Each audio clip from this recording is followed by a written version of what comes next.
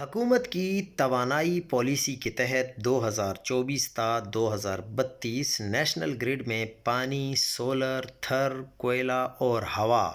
یعنی ونڈ کے ذریعے 7,500 میگا واٹ بجلی بنا کر شامل کرنا تھی تاکہ پرائیویٹ آئی پی پی سے حاصل ہونے والی مہنگی 7,953 میگا واٹ، فرنس آئل والی 3,993 میگا واٹ اور کوئلے والی 3,960 میگا واٹ سے نجات حاصل ہو سکے اور پاکستان کا امپورٹ بل کم ہو سکے۔ اس 7,500 میگا واٹ بجلی میں سے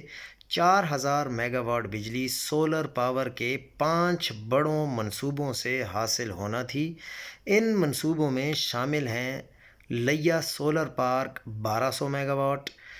اور Zonergy Bahawalpur solar park 900 megawatt, Oracle power green hydrogen solar park 700 megawatt, Jhang solar P V park 600 megawatt اور Punjab A E D B solar project Kot Addu 600 mega what. سال 2024 میں 1,016 میگا واٹ بجلی کامیابی کے ساتھ نیشنل گرڈ میں داخل کی گئی۔ اس میں سکی کناری ہائیڈل پاور پروجیکٹ سے 884 میگا واٹ، سولر سے 100 میگا واٹ اور ونڈ سے 32 میگا واٹ بجلی شامل تھی۔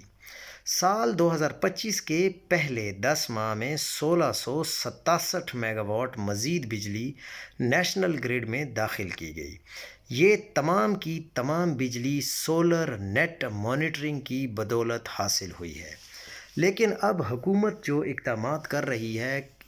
یہ سولر نیٹ مانیٹرنگ کے حوالے سے، اس سے خطرہ پیدا ہو سکتا ہے۔ ان اقدامات سے جہاں ایک طرف فرنس آئل اور کوئلے کے امپورٹ بل میں کمی آئی ہے، وہیں دوسری طرف بجلی کی تقسیم کار کمپنیوں کی آمدن بھی کم ہونا شروع ہو گئی ہے۔ آمدن منافع میں کمی کا سبب سولر نیٹ مانیٹرنگ سے نہیں بلکہ بجلی کی چوری روکنے میں ناکامی اور مزید آئی پی پیز کے ساتھ ہدف کے مطابق معاملات طے نہ ہو پانا شامل تھا، جس کی وجہ سے کیپیسٹی ادائیگیوں میں ٹارگٹ کے مطابق کمی نہیں لائی جا سکی۔ ان وجوہات میں سولر پاور پر سرمایہ کرنے والے صارفین کا قطعی کوئی قصور نہیں، لیکن انتظامی معاملات کی کمزوری کی سزا انہیں نیٹ میٹرنگ کے یونٹس کی قیمت خرید کم کر کے دی جا رہی ہے۔ واضح رہے کہ نیٹ میٹرنگ کی موجودہ قیمت 22 روپے فی یونٹ سے کم کر کے 11 روپے 30 پیسے کرنے کی تجویز زیر غور ہے۔